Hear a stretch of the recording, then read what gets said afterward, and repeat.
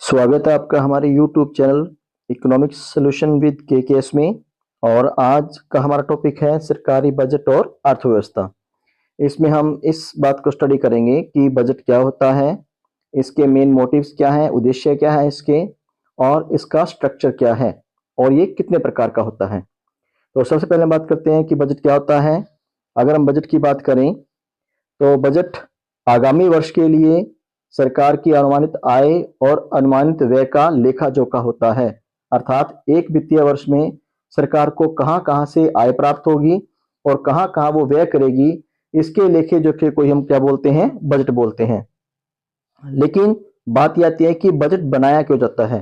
देखिए, जिस प्रकार से एक आदमी अपनी इनकम के अनुसार अपना खर्च देखता है कि मेरी इनकम इतनी है और मुझे इतना खर्च करना है, उसी प्रकार से सरकार भी क्या करती है, इनकम के अनुसार खर्च को देखती है। लेकिन थोड़ा सा अंतर आता है कि एक आम आदमी तो इनकम के अनुसार खर्च देखेगा, लेकिन जो सरकार है वो खर्च पहले देखती है और इनकम बाद में जनरेट होती है। तो अब बात करते हैं कि सरकार बजट का निर्माण क्यों करती है। बजट के जो मुख्य उद्देश्य हैं, जो ऑब्जेक्टिव हैं, उनमें सबसे पहला आता है आर्थिक विकास। सरकार जो है वो आर्थिक विकास को लेकर चलती है। दूसरा है सामाजिक न्याय। सामाजिक न्याय में सरकार करों के द्वारा क्या करती है कि जो रिच पर्सन्स है या जो ऐसी वस्तुएं हैं जिनका उपभोग कम करवाना हो, जैसे नशीली वस्तुएं, तो उन पे कर ज्यादा लगाया जाता है और जो उपभोक्ता वस्तुएं हैं उन पे कर कम लगाया जाता है। इस प्रकार से सामाजिक न्याय को लेकर चलती है। आर्थिक स्थिरता। आर्थिक स्थिरता एक ऐसी स्थिति होती है जिसमें कीमतें ज्यादा इंक्रीज ना हो और रोजगार भी बढ़े, तो ये भी बजट के द्वारा किया जाता है। रोजगार निर्माण, जैसा कि मैंने पहले बताया, सरकार जो होती है वो विभिन्न प्रकार की योजनाओं पर खर्च करती है जिससे कि रोजगार मिले। आधारभूत सुविधाओं का विकास। आधारभूत सुविधाओं में हम विभिन्न प्रकार की संचार सुविधाएं, यातायात सुविधाएं, शिक्षा, स्वास्थ्य, ऊर्जा, ये सब शामिल करते हैं। और बजट के माध्यम से इनमें क्या खर्च किया जाएगा इसका निर्धारण किया जाता है ताकि इसका विकास हो सके। इसी प्रकार से पूंजी निर्माण को प्रोत्साहन। बजट के द्वारा ही सरकार पूंजी निर्माण को प्रोत्साहन देती है। पूंजी निर्माण क्या होता है, जब विभिन्न प्रकार की पूंजीगत वस्तुओं पर बार बार खर्च किया जाता है, तो उद्योग धंधों के द्वारा बचतों को प्रोत्साहन करके पूंजी निर्माण को प्रोत्साहित किया जाता है। संसाधनों का आवंटन।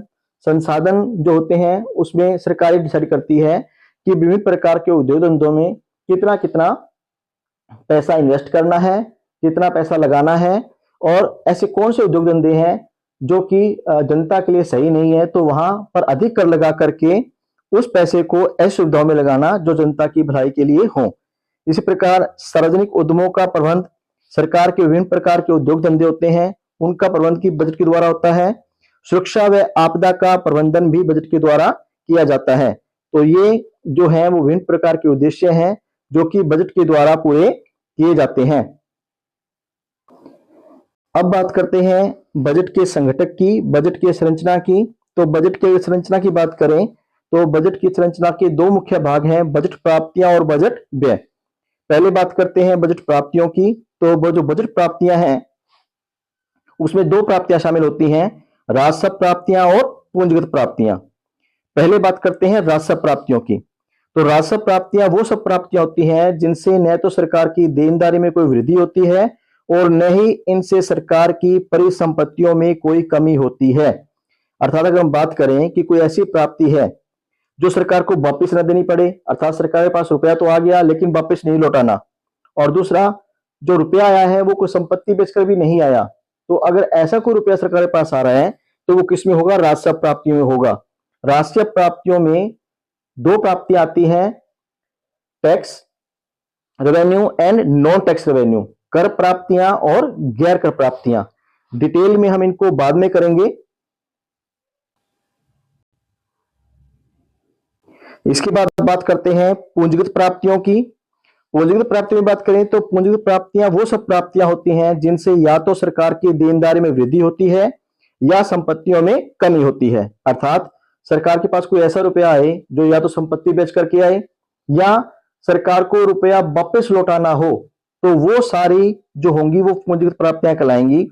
पूंजीगत प्राप्तियों में क्या क्या आता है, बाजार ऋण। सरकार चाहे इंटरनल ऋण ले रही हो, आंतरिक ऋण ले रही हो जनता से, या बाहरी ऋण ले रही हो, वो सारा ऋण किस में आएगा? पूंजीगत प्राप्तियों में आएगा। विदेशी सहायता लेती है WHO से, यूनेस्को से, वर्ल्ड बैंक से, तो वो सब पूंजीगत प्राप्तियों में आएगा। ऋणों की वसूली, सरकार ने किसी को ऋण दे रखा है और वो ऋण वापस आ गया, तो सरकार के पास रुपया आ गया लेकिन संपत्ति में क्या हो गई? कमी हो गई, तो वो भी किसमें आएगा? पूंजीगत प्राप्तियों में आएगा। इसी प्रकार से विनिवेश, विनिवेश क्या होता है? सरकार जब अपने उद्यमों में से, उद्योग में से कुछ पार्ट जनता को या बैंकों को बेच देती है, तो उसको हम विनिवेश बोलते हैं। विनिवेश से भी क्या होता है? सरकार की संपत्तियों में कमी होती है, तो ये भी क्या होता है? पूंजीगत प्राप्तियों में आता है। Thank you. अगर टॉपिक अच्छा लगे तो शेयर जरूर कर दीजिए। नेक्स्ट पार्ट में हम करेंगे जो बजट के व्यय हैं उसको करेंगे। थैंक यू, धन्यवाद।